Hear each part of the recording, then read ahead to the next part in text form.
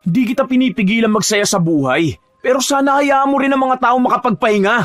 Hayaan mo kami matulog na matiwasay. Hindi yung 3:00 pa lang na madaling araw, nagsisisigaw ka na dyan sa kantang hindi mo naman maabot-abot.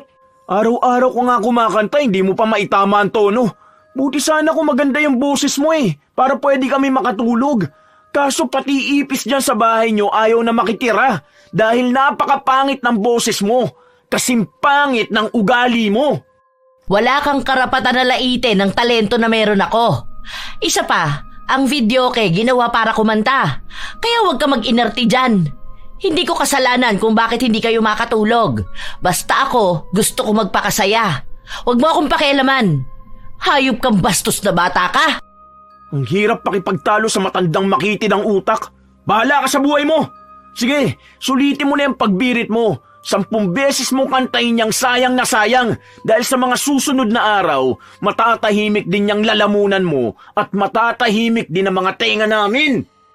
Paminsan-minsan, masaya talaga ang kumanta, lalo na kung mayroong handaan. Parte na ng tradisyon nating mga Pilipino ang pagkahilig sa videoke.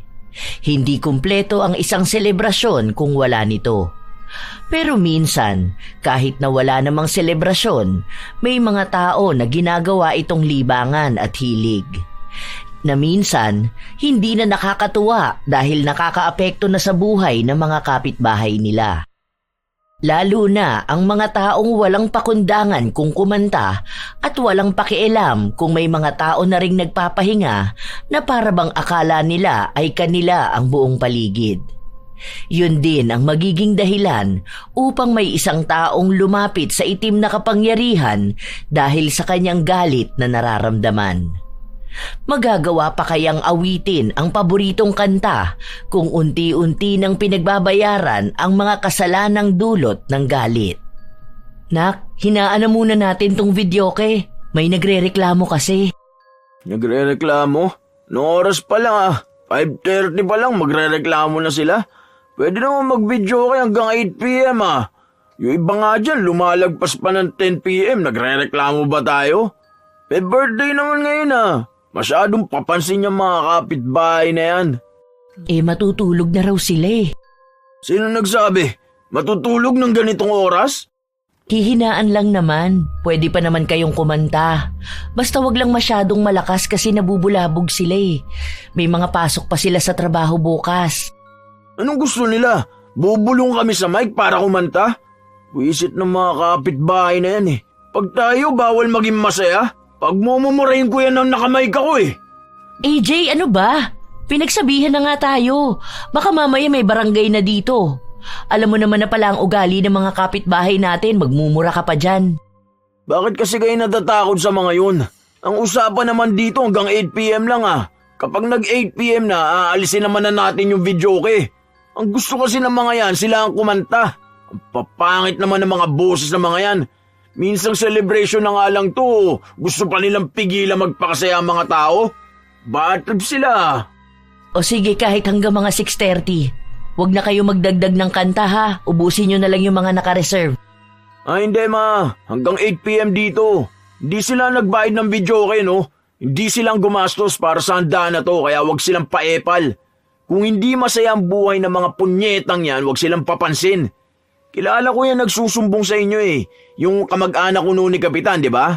Yung matandang mahilig kumanta ng sayang na sayang. Yung todo birit sa mga kanta ng Aegis. Alam ko yan. Kasi siya lang naman mahilig magreklamo sa mga kapitbahay natin Lahat dito nirereklamo niya. Pero kapag siyang nag-iingay, walang makapalag kasi mayabang masyado. AJ, kung ano-ano na naman yung mga sinasabi mo Lasing ka na. Basta mamayang 6 p.m. alisin nyo na yan. Matulog ka na rin at pauwiin mo na yung mga barkada mo. 6 p.m.? Ano kaya yun? Barating pa lang iba natin bisita, Basta, makinig ka na lang para hindi na pagsimulan ng away. Kaarawan ng bunsong kapatid ni AJ, kaya mayroon silang handaan sa kanilang bahay. Wala naman siyang pasok sa trabaho bukas, kaya sinusulit na niya ang kasiyahan. Bibihira lang din naman silang maghanda o ang magrenta ng videoke dahil nga ayaw ng kanyang ina ng masyadong maingay. Natatakot kasi ito sa maaaring maging reklamo ng mga kapitbahay nila. Pero si AJ, wala siyang pakialam. Dahil sa lugar nila, pwede pa rin silang mag-videoke hanggang alas 8 ng gabi. Ngunit habang patuloy silang nagsasaya, may naghanap sa kanyang ina. Yon ang matanda nilang kapitbahay na madalas ding mag-videoke kahit na wala namang okasyon. Ano ba? Hindi niyo pa rin papatayin yan? Ang sakit na ng ulo ko. Kanina ko pa gustong magpahinga. Pasensya na po, Ate Milet. Pinahinaan ko naman na kay AJ kaso nandyan din yung mga kaibigan niya. Ang sabi niya mamaya raw pong 7:30 papatayin na nilang videoke. Aba, paghihintayin niyo pa ako ng 1 oras bago makatulog? Aba, magkaroon naman kayo ng konsiderasyon sa mga kapitbahay niyo, no? Baka akala niyo kayo lang ang nakatira dito at panay kayo kanta dyan. Yung iba may mga pasok pa sa trabaho bukas. Sige ate, ipapapatay ko na kay AJ. Kinausap ulit ni Monica ang kanyang anak pero ayaw pa rin ni AJ. Nagpatuloy siya sa pagkanta hanggang sa pinuntahan sila ng barangay. May mga reklamo na raw kasi dahil sa ingay nila. Doon lang natigil si AJ pero wala siyang ibang bukang bibig kundi ang pagkainis niya sa taong pilit na pinapapatay ang videoke. Para hindi na siya makagawa pa ng gulo, pinapasok na siya ng kanyang ina sa kwarto niya para matulog na. Kapag lasing kasi ang binata, hindi nito napipigilan ang kanyang sarili na magsalita. Kinabukasan, maagang nagising si AJ dahil sa ingay ng kapitbahay nila na malakas na nagbivideoke. Boses pa lang na halos mamaos sa kabibirit, alam na niya kung sino yon. Isit na boses yun, parang tanga. Makabirit, akala mo magaling talagang kumanta no? Sintonado na nga, mali-mali pa ang lyrics. Kainis! Sakit ng ulo ko dahil sa pag-inom ko kahapon tapos ganito pa gigising sa akin. Kahit nagustuhin ng binata na bumalik sa pagkakatulog, hindi niya nagawa. Masyadong malakas ang videoke ng kapitbahay nila at nakatapat pa ang pinto ng bahay nila sa bintana niya, kaya dinig na dinig niya ang ingay. Lumabas na lang siya ng kwarto. Hindi pa siya nagsasalita, alam na ng kanyang ina kung bakit siya nakasimangot. Oh, sakto nakapagluto na ako. Kumain ka na doon, tinola ang ulam. Ayan, masakit ang ulo mo no. Inubos niyo mo naman lahat ng alak Pagkatapos mo dyan, isauli mo na ang mga bote, baka mawala pa yon. O kaya baka mabasag ng mga bata. Hindi ba pwedeng ipabarangay ang kapitbahay natin? Urat na ako sa pagkanta niyan Kung hindi ka magigising sa pagbirit niya na sayang, sa luha naman o kaya sinta. Buti sana kung magandang boses niya Bubuksan ko pa yung bintana ko para palakpakan siya. Kaso hindi Kulang na lang mapatid ang litid niya sa kabibirit ng kantang hindi naman niya maabot. Maaga pa kasi, kaya hayaan mo na. Kapag gabi, doon ka magreklamo. As if namang may magrereklamo sa kanya, di ba? Kapag pinigilan mo yan sa pagkanta-kanta niya, tignan mo, ang dami na niyang parinig sa'yo. Tapos mag-a-attitude pa yung matanda na yan. Itatapon yung mapanghinyang arinola sa tapat ng bahay mo. Balahura masyado. Tanda-tanda na Aga-aga nababad trip ako. 6:00 pa lang bumibirit na yan Hay nako, kumain ka na doon. Gutom lang yan at hangover. Nagpakalango naman kasi kayo sa alak kagabi. Kahit di naman ako nakainom, sasakit pa rin naman talaga ang ulo ko kung ganyan ba naman yung kapitbahay natin. Dapat yan ang nirereklamo Dapat mamaos yan para naman matahimik ang mga tenga natin. Kahit saang parte ng bahay nila pumwesto si AJ, dinig na dinig niya pa rin ang boses ni Auntie Milet. Mga kanta nitong paulit-ulit nilang naririnig. Ilang araw pa ang lumipas, kahit na may mga pasok sa paaralan o trabaho ang karamihan sa mga kapitbahay nila, palagi pa rin kumakanta ang matanda. May mga nagrereklamo sa kanya at sa halip na patayin o hinaan na lang ang tugtog, mas lalo nitong nilalakasan. Hanggang sa isang araw, pagod galing sa trabaho si AJ at sa pag-uwi niya, nagvivideoke pa rin si Milet. Nag-OT na ako sa work, na traffic na ako tapos maririnig ko pa ang boses niyan. Mag-12 na Di ba patitigilan ng matanda na yan? Gusto ko na magpahinga. Paano naman ako makakatulog na maayos kung maririnig ko yung boses niyan? Kinausap na namin kanina. Kaso ang sabi niya, birthday daw ng apo niya, kaya hayaan na lang siya. Noong nakaraan birthday ni Krishna, nagagalit siya sa akin kasi nagbibidyoke ko ng alas 7. Ano pa yan? Lagpas na yan sa oras oh. Dapat hanggang 8 p.m. lang yan ah. Naaawa nga ako kay Joanna, kapapanganak lang nun. Kanina narinig ko nagrereklamo na gusto nga matulog at magpahinga, kaso nahihirapan dahil ang lakas ng videoke. Ako nang kakausap sa matandang yan. Wala kasi naglalakas ng loob dito magsabi dyan eh. Wag na anak, baka mamaya mapaaway ka pa dyan. Wala akong pake. Mapapaaway talaga kung hindi yan titigil sa pagkanta niya. Kakapikon eh. Oras na ng pahinga ng mga tao oh. Kahit na anong pakiusap ni Monica sa kanyang anak, hindi pa rin ito nagpaawat. Agad na sumugod sa bahay ng kapitbahay.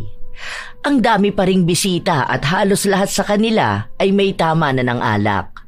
Si Milet naman, sumasayaw-sayaw pa habang kumakanta. Auntie Milet, baka naman pwedeng itigil nyo na tong videoke nyo. Maawa naman kayo sa mga tao.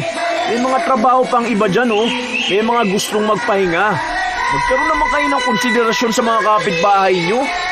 Aba, bakit mo pipigilan ang kasiyahan namin, ha? Nakita mo na may birthday? Ulang pa ba yung maghapon yung pagbibidyoke? Mas nauna pa nga kayong kumanta kaysa tumunog ang alarm ko kaninang umaga eh. Umalis ako, bumibirit ka. Ngayong umuwi ako, bumibirit ka pa rin? Aba, pahingahin mo rin naman ang lalamunan mo. Pahingahin mo rin naman ang mga tenga namin. Aba, bastos kang bata ka. Naiinggit ka ba na kumakanta-kanta kami at masaya kami, ha? Bakit? Nung nakaraan naman kayo ang maingay, ah.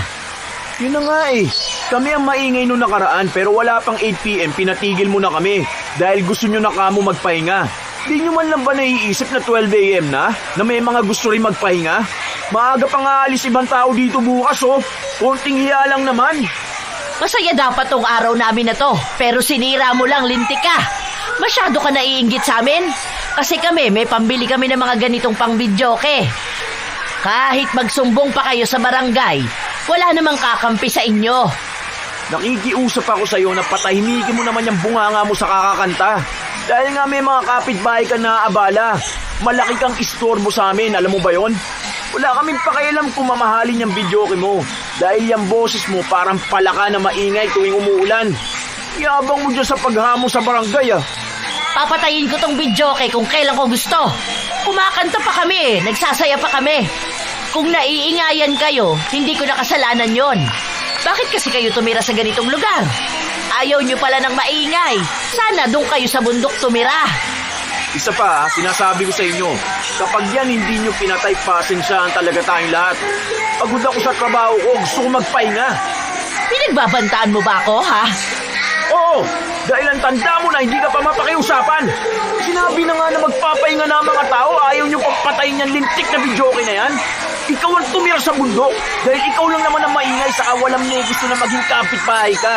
Hindi ka na naawa sa mga nagtatrabaho. Tapos yung isa diyang kapitbahay natin, bagong panganak lang. Kawawa naman. Kala mo, ganda ng boses mo. Abay, bastos nga ang hayop na ito, ah. Sinisigawan mo pa ako? Wala kang galang. Muntikan pang sakta ni Milet ang binata. Inawat lang ito ng isa nitong anak.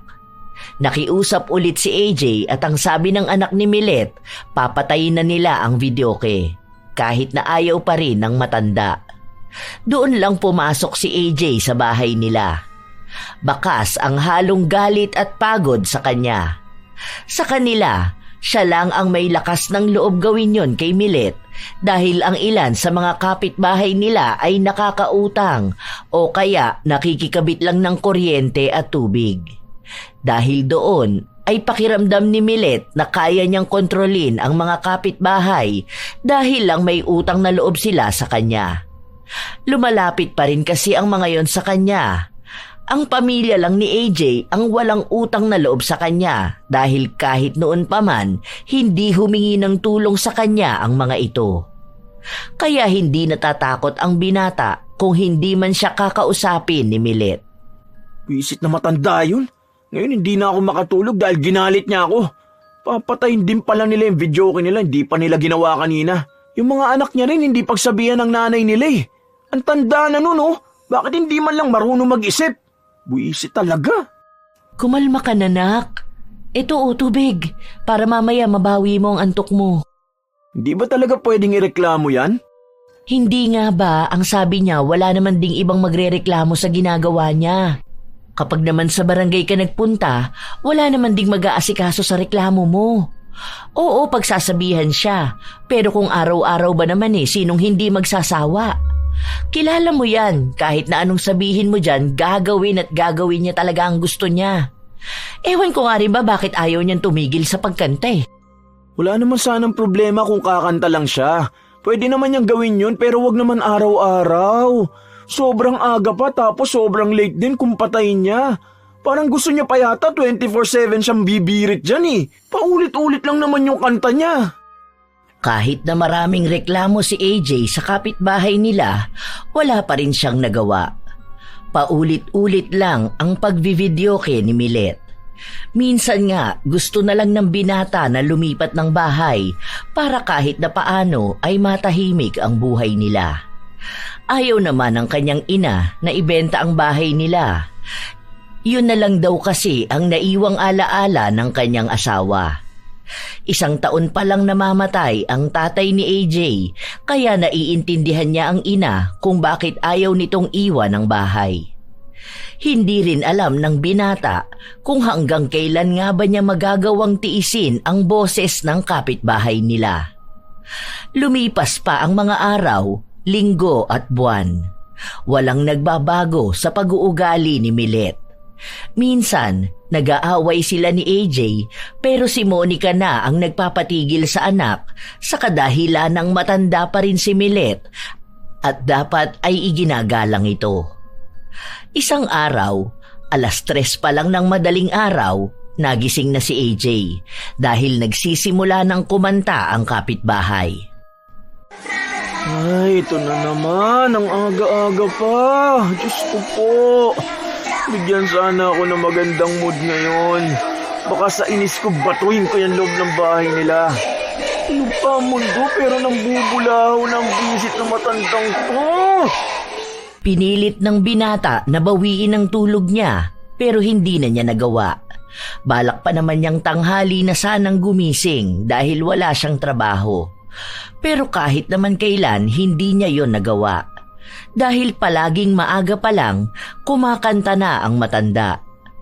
Dahil kulang sa tulog, inis si AJ na lumabas ng kwarto niya. Gising na rin ang kanyang ina at naghahanda na ito ng kakainin nila. Batuin ko kaya yung bubong nila? Ano na naman ba yung iniisip mo, AJ? Mamaya may masira ka pa o maling bubong ang mabato mo makaistorbo ka pa ng tao. Makaistorbo? Ano ba yung ginagawa ng matanda na yan? Hindi ba yan istorbo? Kanina pa yung 3 a.m. Ngayon na nga lang babawi ng tulog Kinausap ko na yan kanina pero ang sabi niya birthday daw ng kapatid niya. Lahat naman may birthday sa kanila Araw-araw may videoke, araw-araw na may birthday. Lahat yata ng birthday ng angka nila sineselebrate niya. Kahit birthday ng ipis nila sineselebrate niya para lang makakanta. Mamaya ka na lang matulog. Wala yung videoke kasi brownout mula 8:30 a.m. hanggang 6:30 p.m. Nag-post yung Zameco, may aayusin daw na poste. Brownout ang buong Subic pero hindi kasama ang pamatawan. Mas lalo namang di makakatulog niya ng init. Brownout lang makakapagpatigil sa videoke nila. Di ko alam kung matutuwa ako, maiinis Wala ngang ingay, mainit naman. Walang paglagyan. Alis na lang ako mamaya. Pupunta ako kina tita sa kaste. Ay, sakto. May pinapakuha siya sa akin. Ikaw na lang pala ang magpunta dun. Umuwi ka bago mag 6 p.m. ha. Huwag ka na masyado magpunta kung saan-saan at baka makipag-inuman ka na naman sa mga tropa mo sa balaybay. Sinasabi ko sa'yo, AJ, nakamotor ka. Makikitulog lang ako kina tita. Kasi buti pa dun maayos mga kapitbahay kahit mga chismosa. Walang ganyang kapitbahay na tulad niya ni Auntie Milet. Bakit ba nakikiante ko sa kanya? Di ko naman yan tita. Kung tita ko yan, tinakwil ko na yan sa pamilya Matapos nilang kumain, agad na ring umalis ang binata para pumunta sa bahay ng tiyahin. Nang makarating siya doon, agad siyang nakaramdam ng antok. Hindi naman na sila nagtanong sa kanya, basta nakitulog siya roon. Minsan kasi ganun ang ginagawa ni AJ, lalo na kapag bumibisita siya sa tiyahin niya. Iisa lang ang anak ng tita niya at iyon ang pinakakasundo niyang pinsan sa lahat. Bandang 3:00 na ng hapon nang magising siya. Ay, buti naman nakabawi ng tulog. Ang sarap. Kung ganito lang sana katahimik sa bahay, siguro hindi ako palaging pagod at antok sa trabaho. Ikaw pala yan, AJ. Kala ko kung sino. Oh, wala ka rin pasok? Di ba brownout buong Subic? Sarado yung shop namin, malamang. Galing lang akong kaste. Pinuntahan ko si April. Hulaan ko. Di ka na naman nakatulog dahil dun sa nawawalang member ng Aegis, no? Ano pa ba? Malamang. Sipin mo 3 a.m. nag-videoke.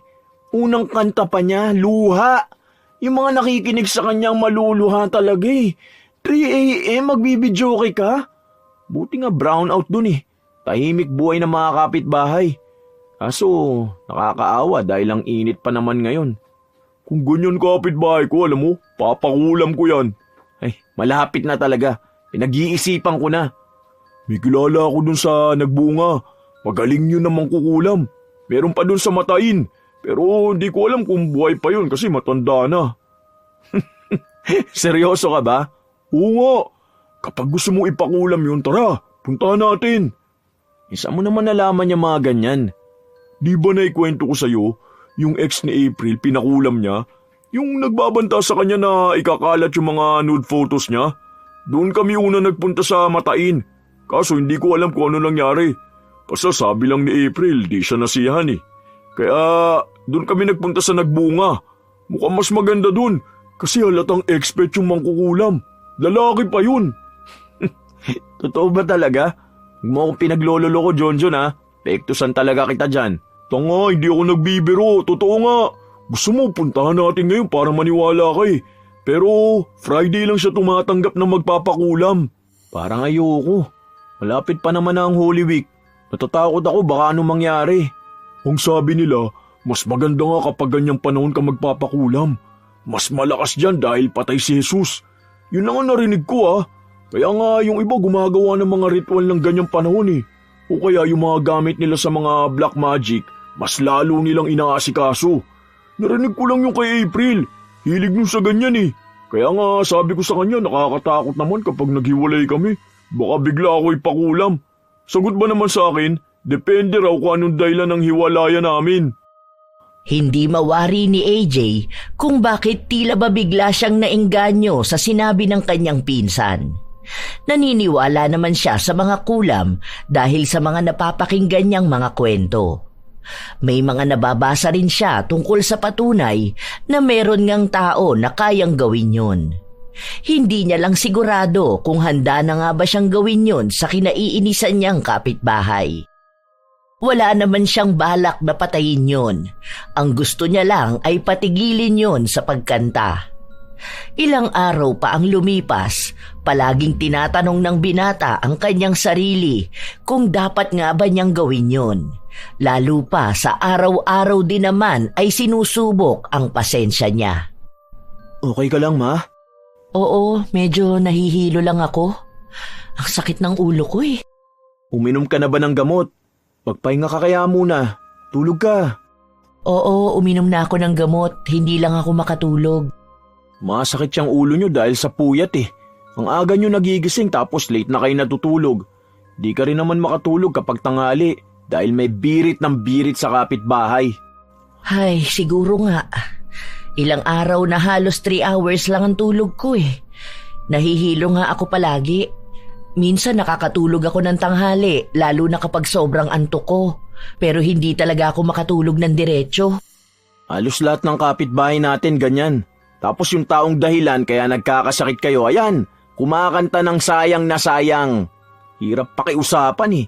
Pwede naman siguro kahit 2 oras na videoke kung talagang hindi niya mapigilan yung sarili niyang kumanta. Di ba yan nananawa sa ginagawa niya? Di man lang ba napapagod ang bibig niya? Di ba yan natutuyaan ng laway? Tapos nagdagdag pa ng kalahi niya. Salitan silang kumanta. Nakisuyo na nga ako kay Auntie Milet. Dami na ring nakiusap sa kanya para sana makapagpahinga rin kami. Kaso walang epekto sa kanya eh. Ay, hindi ko alam kung ano pang pwedeng gawin. Kausapin ko nga ulit yan. Bahala na kung magkagulo kami ngayon. Di pwedeng ganyan. Walang tulog at pahinga ang mga tao sa kakakanta niya. Dami na nagkakasakit eh. Baka sa mukha ni AJ ang inis niya. May mga kapitbahay sila na nasa labas at halata sa mga mukha nilang pagod na rin sila sa pinaggagawa ni Milet. Sa inis ni AJ, pumasok siya sa loob ng bahay ng matanda at siya ang humugot ng saksakan kahit na nasa paboritong parte na ng kanta si Milet. Ano bang ginagawa mo? Alam mo kumakanta ako eh. Damang-dama ko na at handa na akong bumirit. Wisit ka! Ano bang problema mo ha? Basta ka pumapasok sa bahay ko, alam mo ba na pwede kitang kasuhan? Ikaw pa ngayon na may lakas na loob na magkaso? Tignan mo nga yung pinaggagawa mo sa mga tao nakakarinig ng boses mo. Lahat kami pagod na. Parang sumpay ang boses mo sa pandinig namin eh.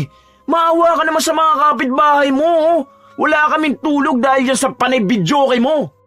Alam mo, ikaw lang ang panay reklamo. Kinakausap ko naman sila. Pumapayag naman sila. Ang dami mo kasing arte. Hindi ko rin naman pinipilit na diyan kayo tumira, di ba? Maraming paraan para hindi kayo mainggit sa pagkanta ko. Aba, lumayas kayo sa lugar na to. Talagang kami pa mag-adjust sa'yo, ha? Kapal talaga na mukha mo. Aba, ayos. 100 lang score mo sa akin. Oo, dahil ikaw lang ang maraming kuda. Hindi mo hayaan ng tao na magsaya sa buhay. Hindi kita pinipigilan magsaya sa buhay. Pero sana hayaan mo rin ang mga tao na magpahinga. Hayaan mo kami matulog na matiwasay. Hindi yung 3:00 pa lang na madaling araw, nagsisisigaw ka na dyan sa kantang hindi mo naman maabot. Araw-araw ka na nga kumakanta, hindi mo pa maitama yung tono. Buti sana kung maganda yung boses mo para pwede kami makatulog eh. Kaso pati ipis dyan sa bahay nyo ayaw na makitira dahil napakapangit ng boses mo. Kasing pangit ng ugali mo. Wala kang karapatan na laitin ng talento na meron ako. Isa pa, ang videoke ginawa para kumanta. Kaya huwag ka mag-inerti dyan. Hindi ko kasalanan kung bakit hindi kayo makatulog. Basta ako, gusto ko magpakasaya. Huwag mo akong pakialaman. Hayop kang bastos na bata ka. Ang hirap makipagtalo sa matandang makitid ang utak. Bahala ka sa buhay mo. Sige, sulitin mo na yung pagbirit mo. 10 beses mong kantahin niyang sayang na sayang dahil sa mga susunod na araw, matatahimik din niyang lalamunan mo at matatahimik din ang mga tenga namin. Tila ba buo na sa kalooban ni AJ ang pagpapakulam kay Milet. Hindi na niya naiisip kung masama ba ang kanyang gagawin. Basta ang alam niya lang ay gusto niyang matahimik na ang buhay nila at mangyayari lang yon kapag may sakit ang matanda. Nang sumapit ang Biyernes, hindi pumasok sa trabaho ang binata. Nagpasama siya sa kanyang pinsan para magpunta sa sinasabi nitong mangkukulam. May mga tao pala talagang dinarayo siya dito kahit nanlayo, no? Ano yan, mga nagpapakulam din? Di ko alam eh. Iba-iba yata ginagawa niya. Meron din siyang gayuma. Ang sabi ni April, iba-iba naman din ang klase ng kulam. Meron daw na hindi lang din sa katawan may sakit. Pwede rin kamalasan sa negosyo, ganun ba? Kaya yan, dinarayo talaga siya rito. Magaling din daw kasi talaga yan. Ano, tara na? Sandaling nakatitig ang binata sa loob ng bahay ng mangkukulam. Hindi niya pa naman nakikita kung sino ba ang mangkukulam, pero pansin niya na may 3 tao pang naghihintay sa labas. Huwag na muna pala. Saka na lang. Medyo kumalma na ako eh. Natatakot pa rin ako. Ano ba naman yan? Bakit ka naman matatakot? Hindi bang sabi mo hindi talaga mapagsabihan yung matanda? Hindi mo naman siya papatayin eh. Patatahimikin mo lang ang lalamunan sa kabibirit. Saka na lang. Tara na, uwi na tayo. Pag-iisipan ko muna maigi. Naawa rin kasi ako eh. Alam mo yun, matanda na rin kasi siya eh.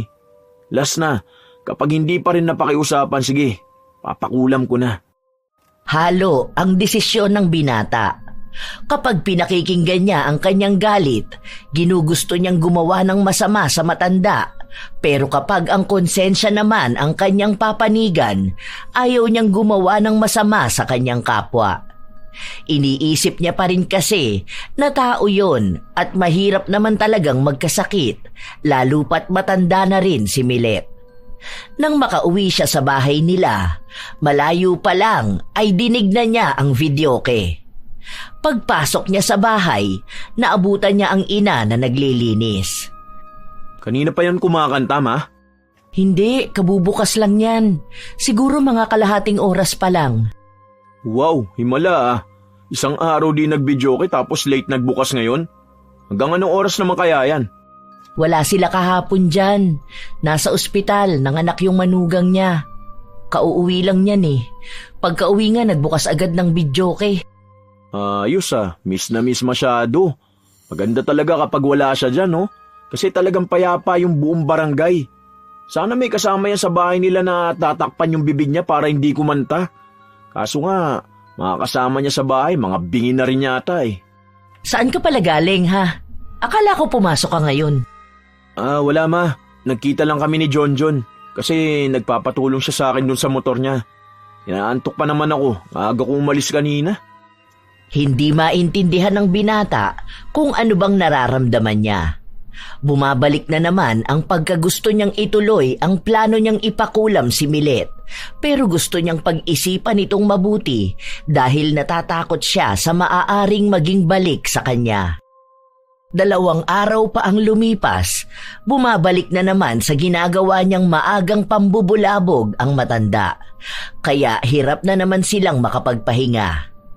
Isang gabi, nakatulala lang si AJ sa sala kung saan pinag-iisipan niyang maigi ang mga hakbang na gagawin niya. O bakit? Hindi ka makatulog? Lagi naman eh. May iniisip lang ako ma. Naniniwala ka ba na may masamang balik sa isang tao ang pagpapakulam? Bakit bigla mo naman niyang naisip? May napanood kasi ako kanina sa TikTok. Tapos yun, naisip ko lang bigla kung totoo ba yung ganun o hindi. Totoo naman siguro, pero hindi naman yun magandang paraan para gumanti sa isang tao. May napanood akong lumang pelikula na may kulam na ganyan. Sa tingin ko lang para kasing hindi makatao. Paano naman kung yung ipapakulam mo hindi rin naman makatao? Parang sa paraan na yun, matututo siyang mali pala talaga ang ginagawa niya. Parang magiging aral lang sa kanya. Naku, ewan ko. Pero ikaw wag mong gagawin yun. Masama yung ganon. Hayaan mo na magbago ang isang tao o kaya ipagdasal mo na lang na magbago pa siya. Kasi kahit na kailan, hindi magandang humiling ng masama sa kapwa mo kahit na gaano pa siya kasamang tao. Doon lang napagtanto ni AJ na mas matimbang pa rin sa utak niya ang paglapit sa kulam. Hindi na niya naiisip kung makakabuti ba ito sa taong ipapakulam niya, pero ang alam niya lang, mas makabubuti ito sa kanilang lahat. Hindi na rin kasi madaan sa pakiusap ang matanda. Ang kailangan na lang ni AJ, maghintay hanggang sa susunod na Biyernes. Halos 1 linggo silang walang pasok. Ang dapat na maayos na pahinga sa bahay ay hindi niya magagawa dahil patuloy pa rin ang videoke ng kapitbahay nila. Di ba bawal magsaya o kumanta tuwing Miyerkules Santo? Wala talagang paawat yang si Auntie Melet, ano? Narinig ko nga kanina yung anak niya. Pinagsabihan siya pero ayaw makinig. Ang sabi niya wala naman daw yung ganong paniniwala. Para lang daw yun sa mga ipokritong may debosyon tuwing mahal na araw. Ha? Grabe naman na yan. Di na talaga magbabago yung matanda na yan. Akala ko noon kapag may mga ganyang edad na marunong na gamitin ang utak. Pero may mga tao palang habang tumatanda lalong kumikitid ang utak. Ayaw pang napagsasabihan. Kesyo raw matanda na siya at nung kapanahunan nila, ang mga bata dapat nananahimik lang. Yun nga ang problema. Ewan ko, ako rin napapagod na dito sa bahay. Iniisip ko na nga na ibenta to para umalis na tayo. Naaawa na ako sa inyo ng kapatid mo eh. Lalo na't nag-aaral yun, tapos maagang pumapasok. Kapag uuwi ng hapon, hindi man lang makaidlip. Tapos ikaw, maagang nagigising, sa halip na nagpapahinga pa bago pumasok sa trabaho. Nakala ko po ayaw niyong ibenta tong bahay dahil kayo ni Papa ang bumili nito. Bunga rin to ng pagsisikap niyong dalawa. Ayoko naman talaga kung may pagpipilian lang ako. Kinausap ko na kasi yung mga tita mo, tapos nabanggit ko sa kanila yung nangyayari rito. Ang sabi nila, mas mahalaga naman ang kalusugan nyo. Kasi sa totoo lang, yung iba nating mga kapitbahay, umalis na rin. Ang hirap naman kasing pakisamahan ni Ate Milet. Hindi na, Ma. Huwag niyo ibebenta tong bahay na to. Dahil alam kong mahirap para sa inyo na pakawalan ng memories niyo ni Papa. Hayaan niyo, darating ang araw na matitigil din niyang matanda na yun sa pagkanta-kanta niya. Matatahimik din tayo. Makakapagpahinga na maayos. Sana nga, Nak. Kasi kung magtatagal pa, malaki ang magiging epekto nun sa inyo. Ayoko naman na magkasakit kayo dahil lang sa hindi kayo nakakapagpahinga, di ba? Habang ang ibang tao ay ginagawa ang taunang debosyon tuwing Semana Santa, si Milet naman ay patuloy sa mga kanta niyang paulit-ulit na naririnig ng mga kapitbahay niya. Nakatambay lang si AJ sa labas ng bahay nila. Pinagmamasdan ang ilang mga tao na nagtatakip ng tenga tuwing madadaan sa bahay ng matanda. Napansin niya ang kapitbahay nila na halatang masama ang pakiramdam dahil isang buwan pa lang naman ang nakalilipas ng mga nakyon. Galing yon sa loob ng bahay ni Milet.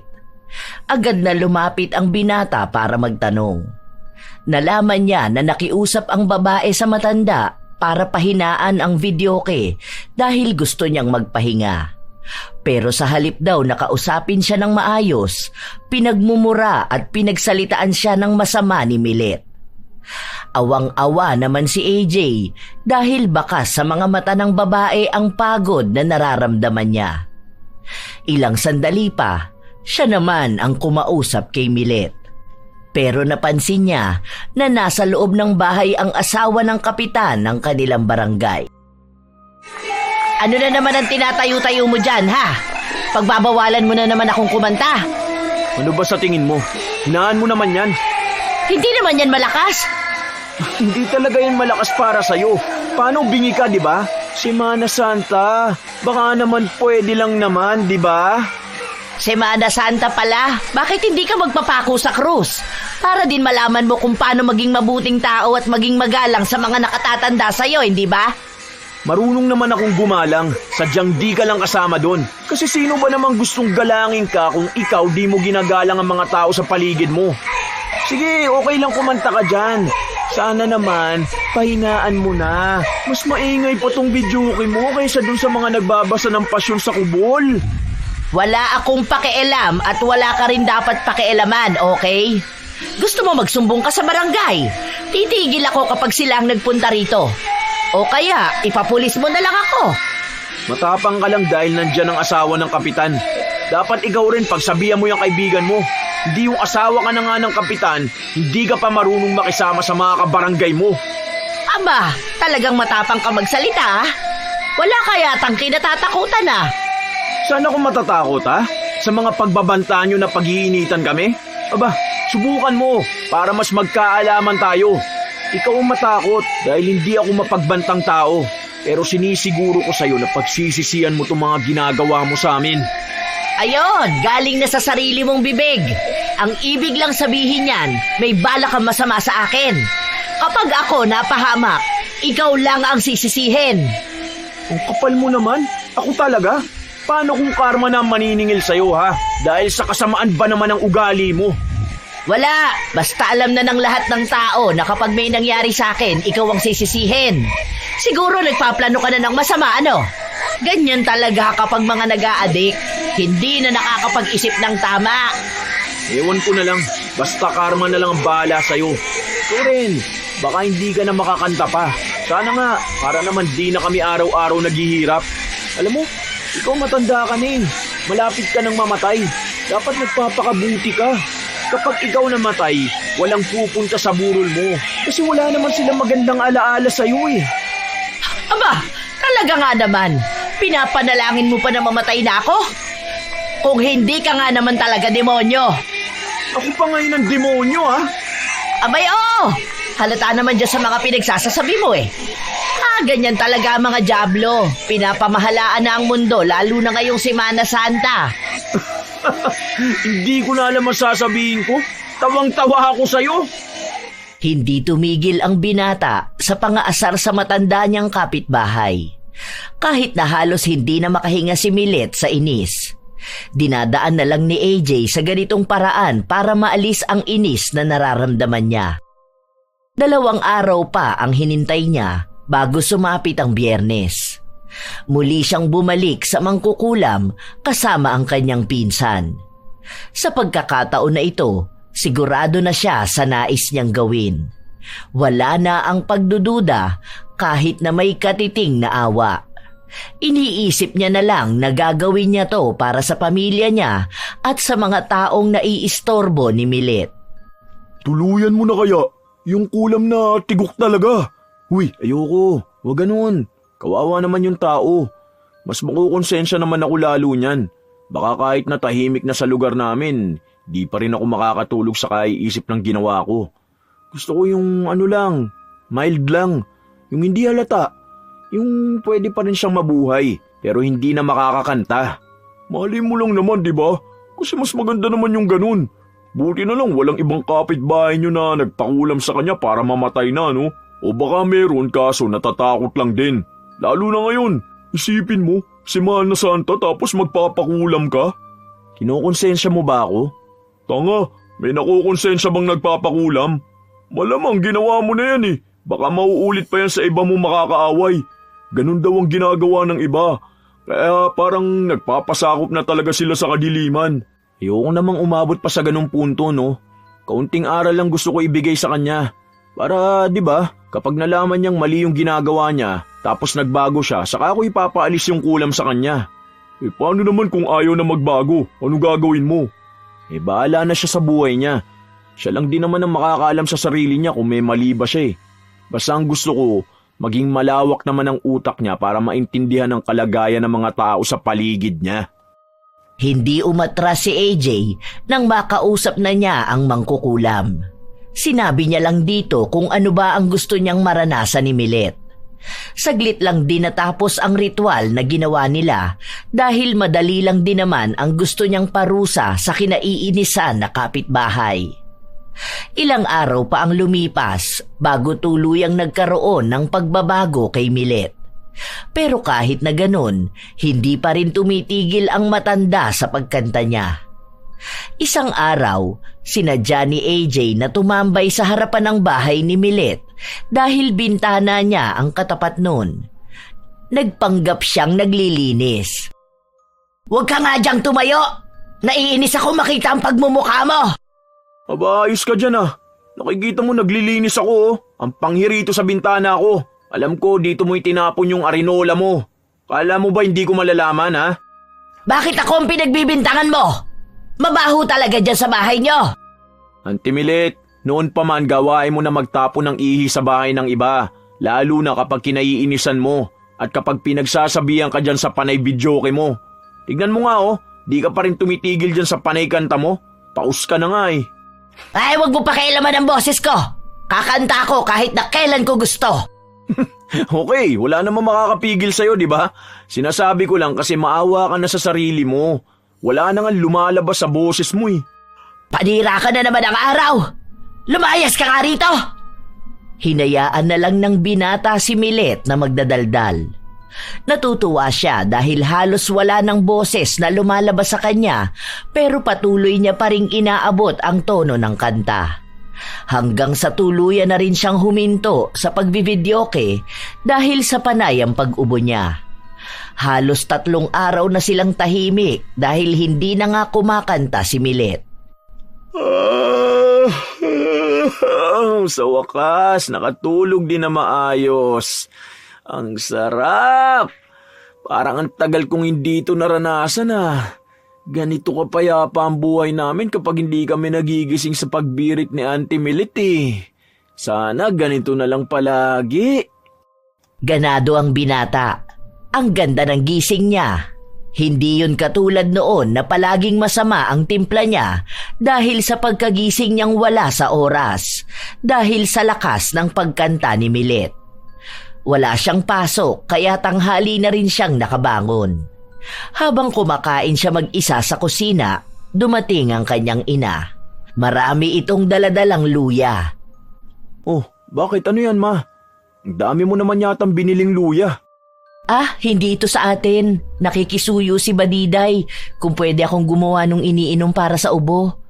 Yung pinitpit na luya tapos lalagyan ng honey at kalamansi. Para naman saan? Para kay Auntie Milet. Kasi namamaga yata ang lalamunan. Hindi naman siya inuubo pero masakit daw ang lalamunan niya. Ganun? Baka kasi kamo sa kakabirit niya yan. Dapat sinabi mo ma, kaya namamaga ang lalamunan niya kasi naman di siya tumitigil sa pagbibidyoke niya. Deserve ka mo. Ikaw AJ ha, hindi nakakatuwa ang mga ganyang biro mo. Kawawa na nga ang matanda, hirap na ring magsalita. Kaya pala ilang araw na siyang hindi kumakanta kasi may sakit pala. Hirap na nga rin siyang lumunok dahil kapag may sumasayad sa lalamunan niya, nananakit talaga. Sinubukan nilang painumin ng gamot kaso walang nangyayari. Sabihin niyo po pahingayin niya lang muna ang lalamunan niya para mapahinga rin ang mga utak natin. Tignan niyo, di ba nakakatulog tayo na maayos? Kahit tanungin niyo mga kapitbahay natin, paniguradong natutuwa sila dahil nakakatulog na rin sila ng maayos. Kahit pa, nakakaawa pa rin siya. O sige, aayusin ko na muna to para pag uwi nila galing sa ospital mapainom na to sa kanya. Hinayaan lang ng binata ang kanyang ina na gawin ang herbal na iinumin ni Milet. Sa mga oras na yon, wala pang pakialam si AJ sa kalagayan ng matanda. Sinusulit niya pa ang katahimikan ng kanilang lugar. Wala pa rin siyang plano na alisin ang kulam dahil hindi niya pa naman sigurado kung may natutunan na ba si Milet sa nangyayari sa kanya. Hindi pa naman din sila nakakapag-usap. At iniisip niya rin na baka kapag naging maayos na ulit ang kalagayan ng matanda, hindi na naman ito titigil sa panayang pagkanta. Nang sumapit ang hapon, nasa bahay lang si AJ. Noon kasi ay hindi siya makatambay sa kanilang bahay ng ganong oras dahil sa walang tigil na pagkanta ni Milet. Ilang sandali pa, tinawag siya ng kanyang ina para utusan na siya na ang magdala ng ginawa niyang herbal at ibigay sa matandang kapitbahay. Hindi naman din tumanggi si AJ dahil gusto niya ring makibalita sa ginawa niyang pagpapakulam kay Milet. Tao po, Auntie Milet! Tao po! Ano na naman bang ginagawa mo rito sa bahay? Sungit mo naman, pinapabigay lang to ni Mama. Pinagawa raw ni Ate Badiday. Ano naman yan? Luya daw na may honey at kalamansi. Para daw iinumin mo. Kapag daw lumamig yan, painitin nyo na lang. Mas maganda yan, humahagod sa lalamunan. Ayoko niyan. Bakit mo ako pa iinumin yan, ha? Ikaw na nga lang tutulungan, ayaw mo pa? Para yan sa lalamunan mo. Tignan mo, paus ka na. Pampaganda rin yan ng boses. Malay mo kapag lagi ka umiinom yan tapos gumaling ka na, bigla rin gumanda ang boses mo. Para sana hindi nakakairita kapag kakanta ka. Ini-insulto mo ba ako, bata? Oh, wala akong ginagawa ha. Pinapabigay nga to eh. Ilalapag ko na lang to rito. Oo, bakit mo naman tinapon? Alam mo bang pinaghirapan pa ni Mama dikdigin niyang luya para lang makagawa ng ganyan? Hindi ko kailangan yan. Ayoko ng mga ganyang herbal na yan. Nagpunta na ako sa doktor at may iba na akong iniinom na gamot. Sama talaga ng ugali mo no. Kaya nagkakaganyan ka eh. Nakakarma ka ng malala. Huwag na talaga sanang maalis yung pagkapaus mo para hindi ka na makabulabog ng mga tao. Hintayin mong gumaling ako. Tingnan mo sa bintana mo mismo itatapat ko ang speaker. Isa pa, hindi naman ako ang humingi ng tulong sa mama mo. Mamaya may lason pa yung ibinibigay niyo sa akin. Malamang alam ko na galit kayo sa akin kaya hindi malabo na gawin niyo ngayon. Diyan pa lang sa kasamaan ng ugali, alam ko na talaga na hindi ka gagawa ng mabuti. Aba, talagang hindi nga ako gagawa ng mabuti. Sa totoo lang, alam mo ba na sobrang saya kung nakikita kang nahihirapan ng ganyan? Yung hindi ka na makapagsalita na maayos? Kasi alam ko na matatahimik ang buhay namin. Yung hindi ka nagagaling at hindi ka na makakakanta ulit. Hindi mo ba napapansin? Ang ganda ng araw ng mga tao simula nung mamaos ka kasi tahimik na ang mga tenga namin. Inis na inis si Milet, kaya sa halip na tahimik ang gabi nila, nagpatugtog ulit ito at walang pakialam kahit na sumasakit ang kanyang lalamunan sa patuloy na pagkanta. Umabot hanggang 2:00 ng madaling araw ang pagkanta ni Milet, hanggang sa may narinig silang bumato sa bubong nito. 3 beses yun, kaya galit na galit ang matanda na sumugod sa bahay ni na AJ. Ang binata ang pinagbibintangan niyang gumawa nun. Bakit ko naman babatuhin ang bubong nyo, ha? Pwede naman batuhin ko yung loob mismo ng bahay nyo. Paano kasing walang babato dyan sa inyo? Anong oras na ba? Sa tingin mo ba matutuwa mga kapitbahay na may kumakanta ng 2:00 ng madaling araw, ha? Tapos garalgal pa yung boses mo? Nakakainis, sa totoo lang. Mas malala pang pakinggan ang boses mo ngayon kesa nung hindi ka na mamaos. Namamagaan na nga yung lalamunan mo, wala ka bang ibang ginawa kundi ang bumirit? Dahil alam ko na ikaw lang ang kayang gumawa nun. Walang iya ka. Paano ko natamaan kami sa loob, ha? May pampagamot ka ba sa amin? Sinabi ko na nga hindi ako, di ba? Ako lang ba ang kapitbahay nyo? Ayan ang mahirap sa inyo nang bibintang kayo nang hindi nyo naman nakita. Ante Milet, hindi po talaga si AJ ang gumawa nun. Kanina pa siya nasa loob ng kwarto niya. Hindi ko nakita na lumabas yan. Ay sos! Malamang pagtatakpan mo yan. Anak mo yan eh. Kahit na mali na ang ginawa niya, todo kampi ka pa. Alam mo, Monica, dapat inaayos mo ang pagdidisiplina dyan sa anak mo. Hindi yung isa ka pang konsentidor sa ginagawa niya. Sinabi ko na nga na hindi ako, di ba? Di ka ba makaintindi, ha? AJ, tama na yan. Huwag kang sumigaw. Paano pa ulit-ulit siya na sinasabi? Hindi nga akong bumato sa bahay nyo. Hindi mo kasi maintindihan na ang dami naiinis sa'yo. Ano ba kasing problema mo? Bakit ba hindi mo matigil-tigil yung pagbibidyoke mo? Pumasok ka na sa kwarto mo, ako na ang makikipag-usap. Oh, huwag ka na magsalita. Pumasok ka na. Ang dami pa sanang nais na sabihin ng binata, pero hindi na niya tinuloy dahil sa sinunod niya na ang utos ng kanyang ina. Padabog niya ring isinarado ang pinto. Ilang sandali pa, may dumating na barangay sa kanilang bahay.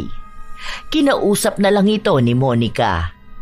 Todo rin ang paghingi niya ng tawad sa matanda kahit na hindi naman talaga si AJ ang bumato sa bubong nila. Kinabukasan, maaga na namang nagpatugtog si Milet. Hindi na siya gaanong makapagsalita kaya hindi na siya kumakanta. Ang ginagawa na lang niya ay nagpapatugtog ng malakas. Buisit talaga. Bakit ba hindi pa manahimik ang matanda na yan? Nakakainis na. Mukhang kulang pa nangyayaring pagpapakulam ko sa kanya. Makabalik nga sa mangkukulam. At gusto ko yung mas malala pa. Grabing ugali yan. Hindi mapabago ng kulam. Inis na umalis ng bahay ang binata. Tinanong pa siya ng kanyang ina kung saan siya pupunta pero hindi niya ito sinagot. Nang matapos niyang kausapin ang mangkukulam, sa bahay naman ng kanyang tiyahin siya nagtungo. Ang balak niya sanang puntahan ay ang pinsan niya pero nasa trabaho ito kaya doon na siya nagpunta. Ayoko pang umuwi. Napipikon ako sa matandang yun eh. Di ko alam kung may matututunan pa ba sa buhay yun. Mas lalo siyang nangiinis eh.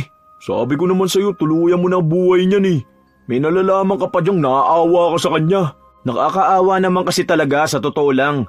Pero hindi ko ba alam kung bakit hindi yung matuto sa nangyayaring pahirap sa kanya. Partida, namamagana talaga ang lalamunan niya. Madalas ko pang naririnig na matigas ang ubo niya. Kahit naman anong gawin niyang punta sa doktor, di naman siya gagaling eh.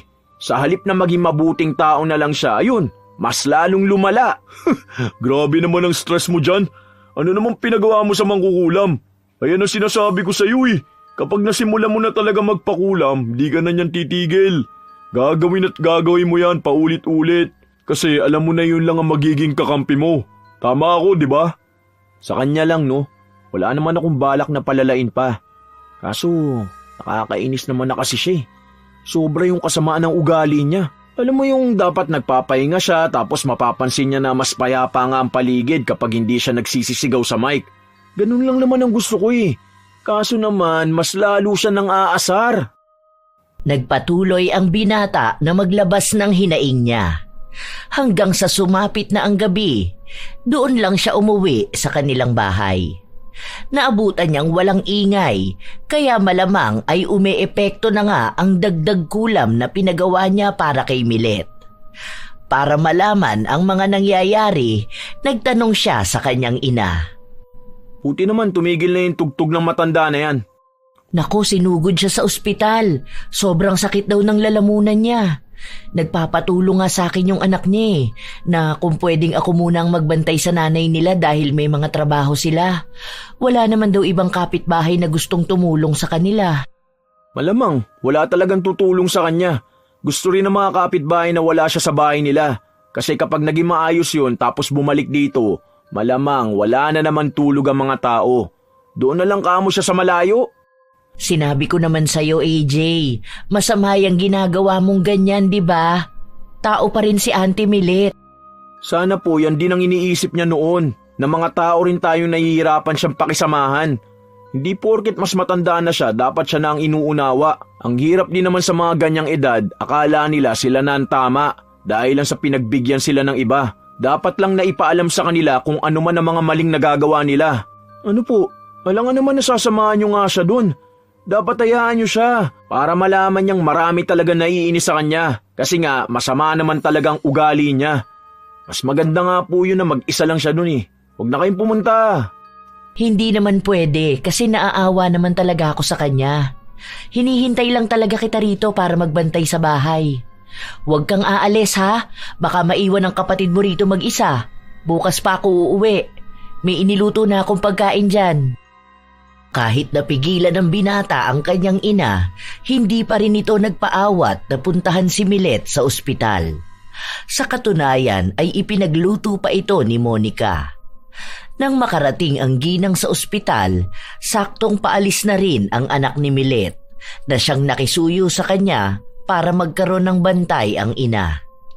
Anong ginagawa mo rito? Ikaw ang pinakiusapan ng anak ko? Dapat hindi ka na nag-abala pa. Diba, lahat naman kayo galit sa akin.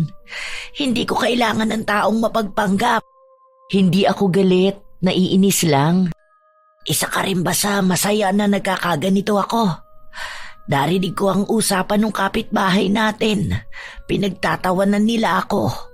At hinihiling na wag na sana akong makauwi para matahimik na ang buhay nila.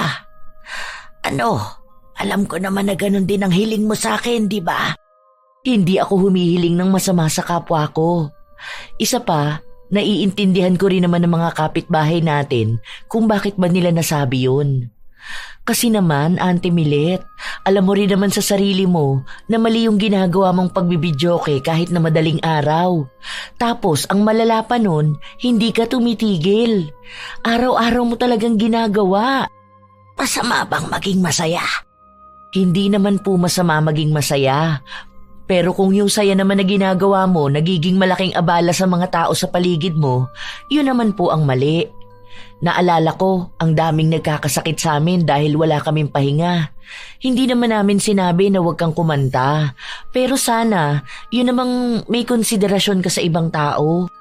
Hindi na nga ako makakanta ngayon. Alam ko na masaya na kayong lahat.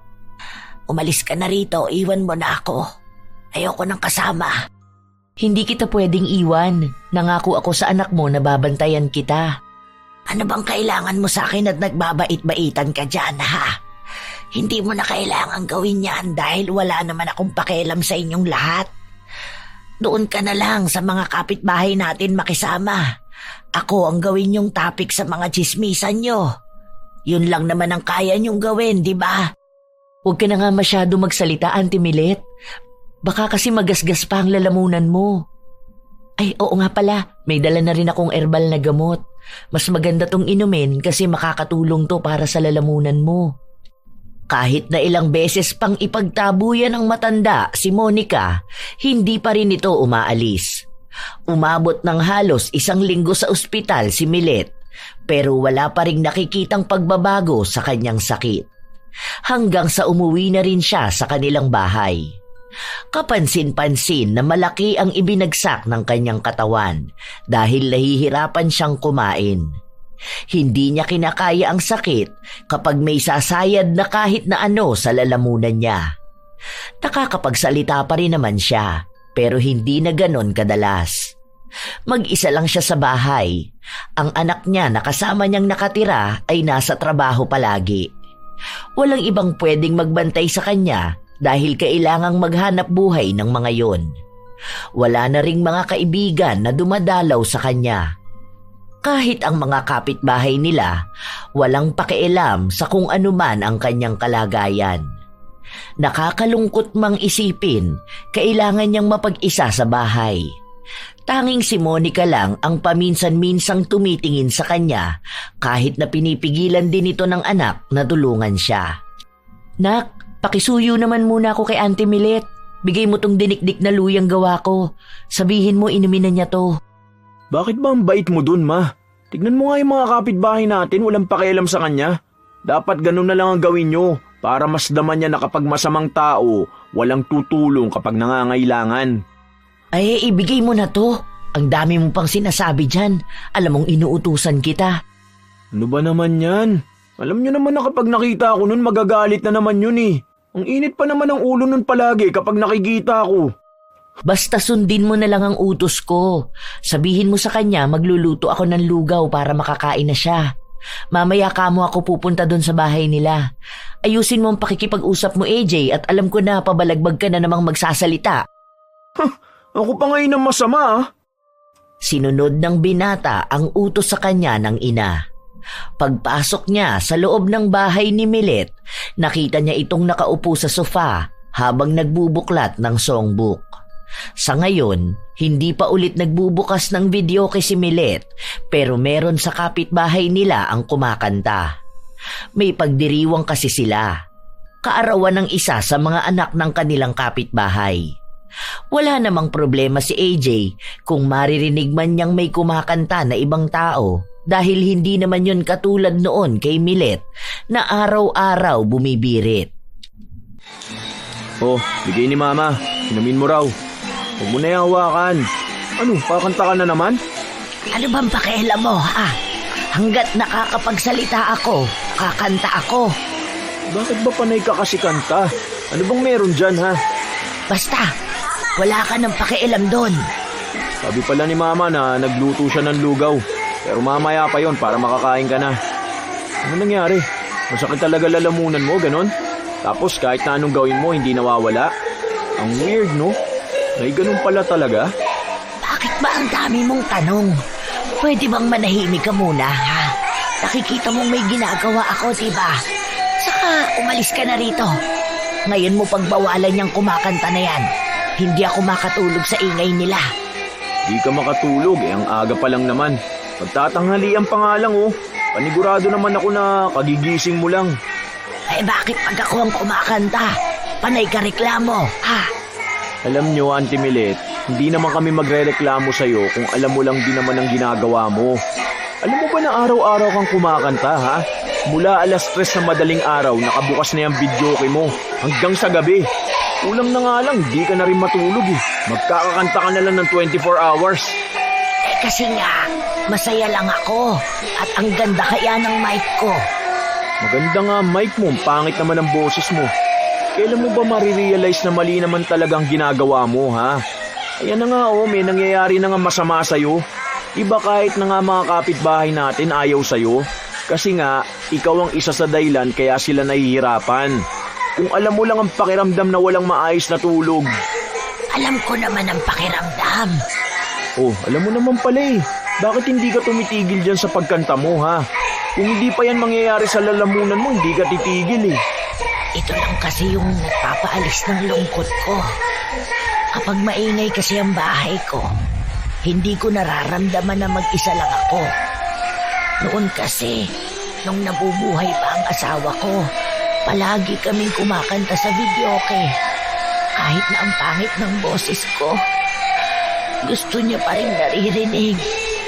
Simula nung mamatay siya, hindi na ulit ako humawak ng mikropono. Nung makahawak naman ako, Ayoko nang bitawan kasi pakiramdam ko magkasama pa rin kami. Hindi nakapagsalita ang binata. Parang nakaramdam siya ng sakit sa mga salitang sinabi ni Milet. Hindi umaangat ang tingin ng matanda. Nasa songbook pa rin ang mga mata niya. Nililipat niya yon na para bang pumipili siya ng mga susunod na kakantahin niya. Pero tama ka nga. Tama nga kayo. Sa sobrang pagsasaya ko sa buhay, nakalimutan kong may ibang tao pala akong naaagrabyado. Minsan nandito naman ang mga anak ko. May nakakasama ako, pero ayoko pa rin bitawan ng pagkanta kasi alam ko aalis din naman sila. Tapos maiiwan ako mag-isa sa bahay. Hindi ko lang talaga tinatanggap na mali ako. Masyado ako naging matapang at mayabang na kahit anong sumbong sa barangay, walang nakakapagpatigil sa akin. Ibig bang sabihin, tinatanggap mo na sa sarili mo na mali ka? Oo, nito ko lang din napagtanto. Nakakainis nga talaga ang ginagawa ko. Tulad niyan, inis na inis ako sa ingay nila kahit minsan lang naman nilang ginagawa yan. Ano pa kaya ako na palagi kong ginagawa? Wala akong pinipiling oras at araw. Pasensya ka na ha. Pasensya na kayo. Totoo ba yung sinasabi mo? Tignan mo, kapag gumaling ka niyan, wala ka na namang gagawin kundi ang kumanta. Bubulabugi mo na naman ang buhay naming lahat. Kung gagaling pa nga ako, diba? Hindi ko rin alam kung makakakanta pa ba ako. Kukunin na kasi yan bukas. Kukunin? Sinong kukuha? Yung pinagbentahan ko. Kailangan namin ng pera. Malaki masyado ang nagastos ko nung nasa ospital ako. Kaya tinitingnan ko tong songbook. Mamimiss ko kasi to eh. Kahit na di naman ako tumitingin dito. Kasi sa ulado ko naman na yung number na itatype sa video, okay? Bakit kailangan mo pa yung ibenta? Wala na ba kayong pera? Hindi ka ba nakikinig? Malaki nga nagagastos namin, di ba? Umalis ka na nga rito. Iniinis mo lang ako. Bakit ka nagagalit? Nagtatanong lang naman ako ah. Huwag mo na ibenta yan, sayang naman yan eh. Regalo pa yata sa'yo yan ng asawa mo. Ay, wag mo nga akong pakialaman. Wala ka namang maitutulong sa akin. Kailangan ko ng pera para dito sa sakit ko. Basta, huwag mo ibebenta yan ha. Pero ipangako mo na lang din sa akin na hindi ka na araw-araw mambubulabog ng mga tao. Dahil lang sa naiisipan mong kumanta. Malay mo, gumaling ka na, di ba? Inumin mo na lang yung bigay ni mama. Kasi yan talaga magandang magpagaling ng lalamunan. Sa susunod kasi, huwag mong abusuin yung lalamunan mo. Matanda ka pa naman ah. Tapos kanta ka ng kanta dyan. Sa totoo lang, ramdam na ramdam ng binata ang lungkot sa mga mata ni Milet. Ngayon niya lang ito nakitang ganon. Hindi naman kasi sila madalas nag-uusap dahil palaging nagagalit si AJ kapag kumakanta ang matanda. Nang araw din na yon, nakipagkita ang binata sa kanyang pinsan para magpasama sa mangkukulam.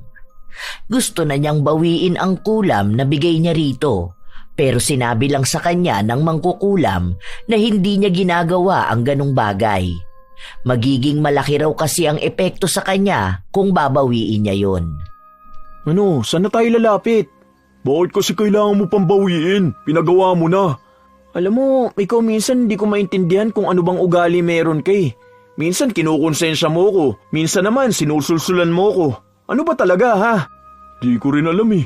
Ano nga? Tawagan mo si April, tanungin mo saan tayo pwedeng lumapit. Awang-awa na ako doon sa matanda. Kung nakikita mo lang yung itsura niya, sa totoo lang, ang payat na niya tapos madalas na lang siyang tulala mag-isa dun sa bahay nila. Maawa ka rin naman, uy.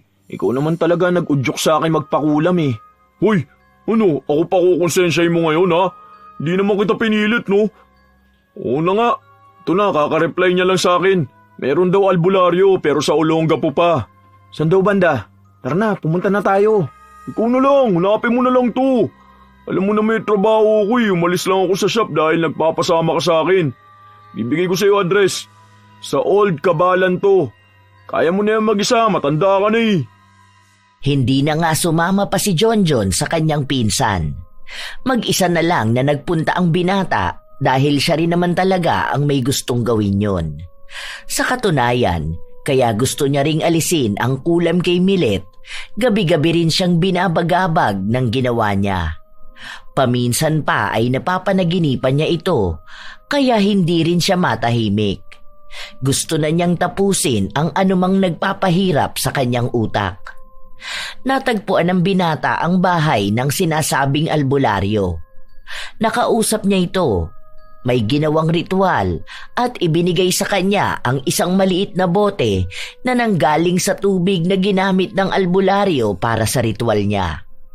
Ang sabi sa kanya, ipatak niya ang tubig na yon sa inumin o pagkain ni Milet. 7 araw na sunod-sunod niyang gagawin yon para tuluyang gumaling ang matanda. Ginawa naman yon ni AJ, lalo pat ang kanyang ina rin ang sumusuporta sa matanda.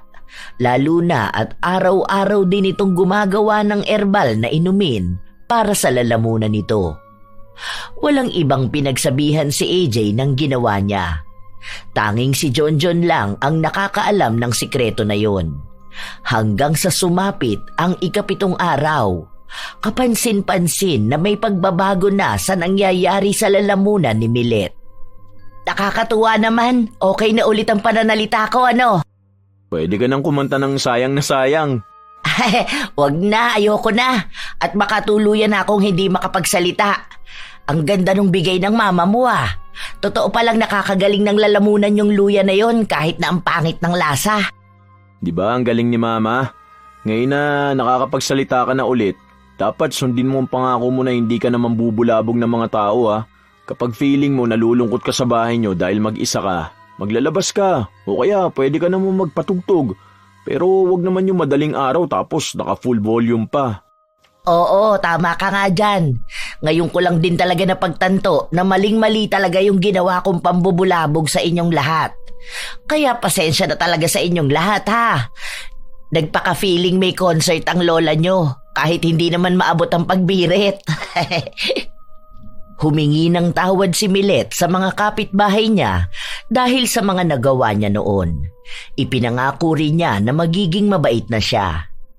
Nang makita ito ni AJ, nasiyahan din siya dahil naging maayos na si Milet at tumatanggap na rin siya ng pagkakamali niya.